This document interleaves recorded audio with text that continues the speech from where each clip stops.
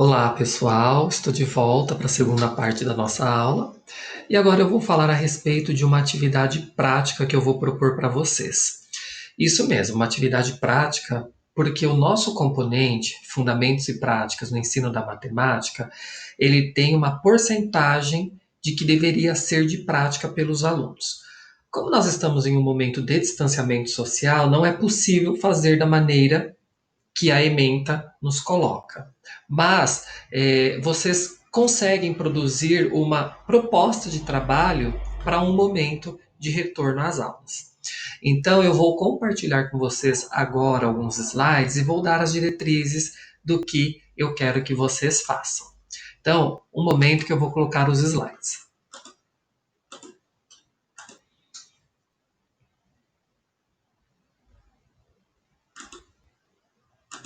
Vamos ver. Já aparece.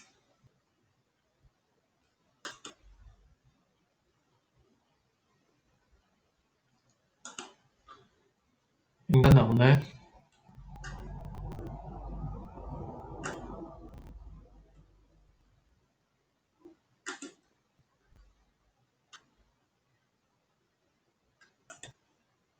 Pronto, agora apareceu. Então, pessoal, nós temos aí. Esta atividade que eu vou propor para vocês é a produção de um plano de aula que todos devem participar. Então, vocês podem montar grupos de até 8 pessoas, tá? Preferencialmente em grupo. Não quero que seja feito individual. Isto será validado como uma atividade com peso 3 pontos. Então, o que eu quero? Uma prática de aula, ou seja, um plano de aula para os anos iniciais. Claro, um plano de aula de matemática, tá? Então, você, professor, vai se colocar nesta prática e vai pensar num tema. Eu coloquei tudo o que eu quero que obrigatoriamente apareça nesse plano de aula. O valor máximo da atividade é 3 pontos. A data de entrega ao professor é dia 16/11/2020, a partir das 18 horas e 30 minutos. A entrega, na verdade, será o envio do arquivo para mim. Nós ainda vamos decidir, tá? Como isso será feito. Se vocês vão me mandar por e-mail ou se eu vou criar um Google Forms, mas muito provavelmente não, tá? Eu quero que vocês façam em Word e muito provavelmente será o envio para o meu e-mail. Então, já tenham essa data em mente. 16 de novembro de 2020 é a entrega deste material, desta prática que vocês vão fazer. Então, o que deve conter neste documento que vocês vão produzir? Primeiro, o público-alvo, crianças do primeiro ano, ou do segundo, ou terceiro, ou quarto, ou quinto ano. Tá? Eu quero um plano de aula para anos iniciais. Vocês é quem vão decidir. O grupo vai decidir, tá? Qual é o ano. O tema da aula. Claro que se vocês escolheram um determinado ano, vocês, para pegarem o tema da aula, consultem a Base Nacional Comum Curricular. Lá tem todos os eixos, lá tem as habilidades. Então, eu sugiro que após vocês decidirem o ano, vocês consultem a Base Nacional Comum Curricular para saberem o que efetivamente vocês vão trabalhar neste plano. Tá? Ou então façam o contrário, olhem primeiro a Base Nacional Comum Curricular, as habilidades e objeto de aprendizagem. De repente, vocês se identificam com um tema bacana que vocês gostam de trabalhar, e a partir daquele tema, vocês vão definir o público-alvo que vão desenvolver aquele tema ou habilidade escolhida. Desculpa. O objetivo da aula. Desculpa, mais uma vez. O objetivo da aula a ser alcançado é outro item obrigatório que deve constar no trabalho de vocês, tá? Não pode faltar, tá bom, pessoal? Então, vejam bem o que vocês querem com o objetivo. Então, o objetivo é aquilo que o professor deseja que os alunos aprendam com a aula. Em uma aula de matemática, cujo tema seja adição ou divisão, por exemplo, então vocês vão citar o que você espera, o que você deseja que os alunos aprendam com essa sua aula. É isso que vocês vão basicamente fazer no objetivo. Depois, nós temos conteúdo a ser abordado, tá? Vocês também precisam colocar especificamente o que vocês querem. O conteúdo é um item do plano de aula que está diretamente relacionado ao tema, pois é subordinado a ele, tá? E ao objetivo da aula também. Então, pessoal, tomem cuidado com o tema que vocês vão escolher, porque o objetivo precisa estar relacionado ao tema e o conteúdo precisa estar relacionado ao objetivo e ao tema da aula, tá? Então, assim, um exemplo muito simples, mas fica complicado vocês falarem que vão trabalhar divisão, mas o conteúdo é só a respeito de multiplicação, tá bom? Então, tomem cuidado com isso. Então vamos para o próximo item obrigatório. A duração da aula, o tempo sugerido. No caso, o conteúdo deve ser abordado no mínimo para uma semana, para explicações, exercícios, situações cotidianas que envolvem o conteúdo. Então, eu não quero um plano de aula para um dia, para uma aula. Não. Se você se coloca, se propõe um tema, por exemplo, divisão, você não vai trabalhar divisão só naquele dia. Até porque lembram da espiralidade, até mesmo o fato de uma habilidade ir e voltar para um determinado ano e de repente a gente ter que voltar para relembrar algumas coisas, dentro de um mesmo ano, essa habilidade também ela vai e volta por diversas vezes. Então você não vai falar só divisão uma aula, você explica, passa exercícios ou uma situação problema e encerra ali. Não. Então, de repente, você escolhe um tema e você se propõe, sei lá, 6 aulas para trabalhá-lo. Então, num dia você explica, no outro dia você explica novamente, passa exercícios, na outra aula corrige, numa outra aula passa atividade. E assim é como vocês vão articular aí o tempo, a duração da aula, o tempo sugerido para isso. Outra obrigatoriedade, recursos didáticos, tá? Uh, Nos recursos didáticos são os materiais de apoio que auxiliam o professor de forma pedagógica, facilitando o desenvolver da aula. Então, alguns exemplos, pessoal, de recursos, tá? Giz, apagador, DVD, computador, filme, jogo, projetor, música, data show. Todos estes itens que eu falei são recursos, tá bom? Ou outros recursos que vocês tiverem em mente. Eu só dei exemplos, tá? Necessariamente não são esses.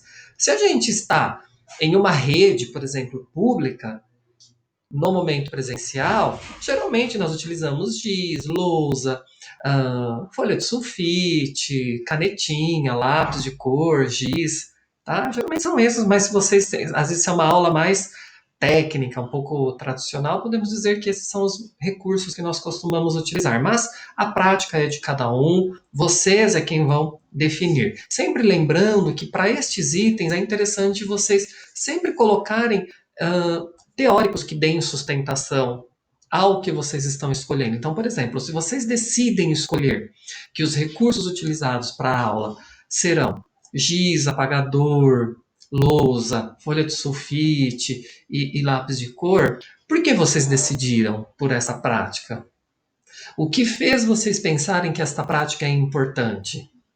Se vocês pensaram que essa prática é importante por um determinado motivo, o que justifica esse motivo? Ou seja, qual é o teórico que dá sustentação para isso? Tá bom? Então é sempre interessante vocês colocarem teóricos que deem sustentação àquilo que vocês estão falando. Outro item, metodologia a ser utilizada. Tá?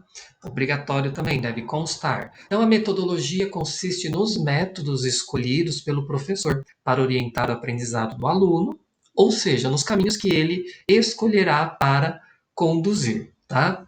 Alguns exemplos de metodologia: aula expositiva, dramatização, estudo de caso, aplicação de exercícios, análise de situação-problema.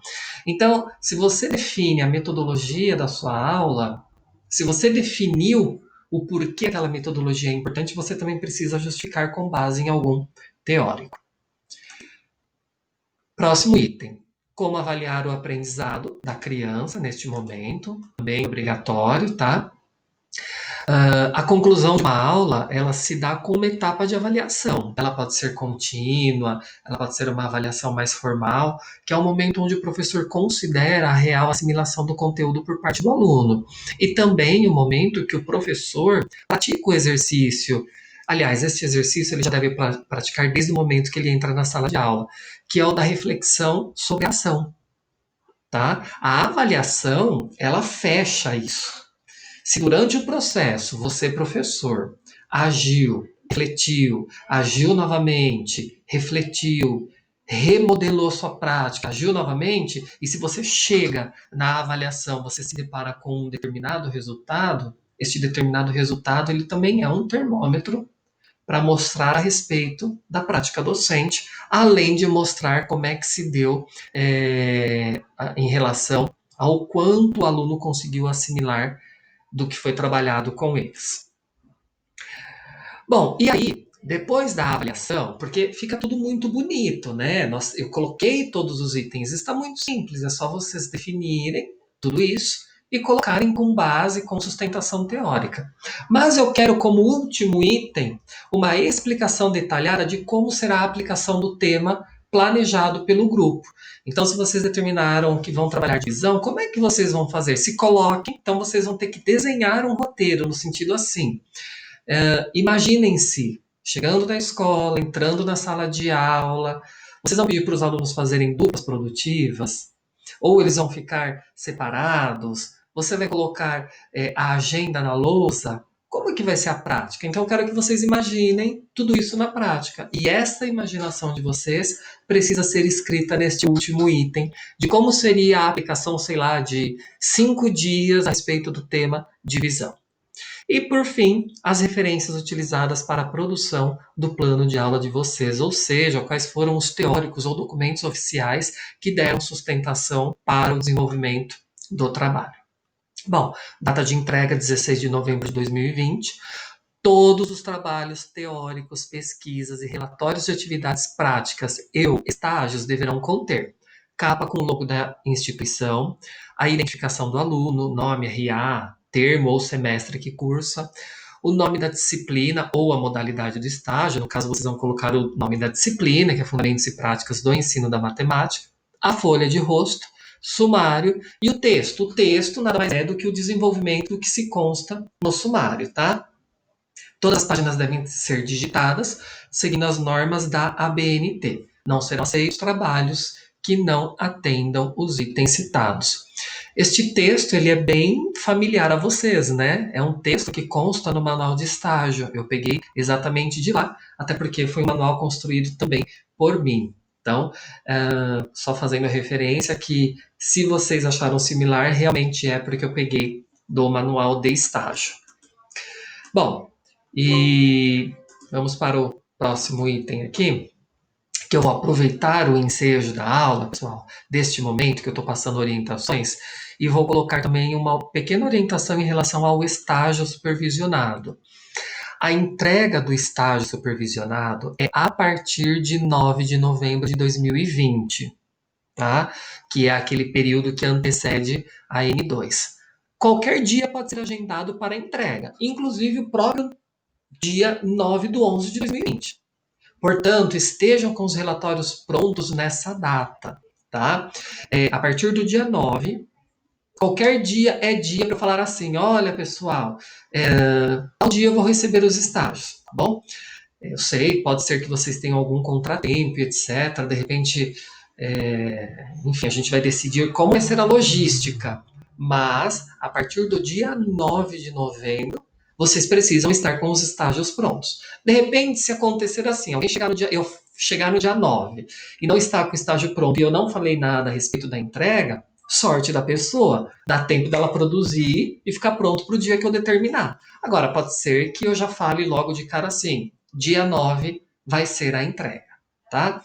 Uma coisa que vocês precisam ter em mente, dia 9 do 11 precisa estar com o relatório pronto. Porque eu posso chegar e falar assim, ó, eu estou dizendo, pessoal, o dia 9 seria o dia da entrega, que é o período que antecede a N2, tá bom? Em relação às semanas. Então, por isso, 9 de novembro é a data que eu posso começar a receber os estágios, tá bom? Durante esse período, esse mês que nós temos aí pela frente, claro, nós vamos nos adequando, de repente a gente define até uma data específica. Mas por enquanto, para vocês não ficarem no escuro, e como eu disse no vídeo da formação do estágio supervisionado, sempre a proposta é receber aquele período antes da N2. O período está sendo respeitado, e aí colocando em data, dá no dia 9 do 11, tá bom? Depois a gente pode, claro, reformular isso, a gente pode negociar uma data, de repente, uns 2, 3 dias mais para frente, mas a data mesmo é 9 de novembro. Tá bom, pessoal?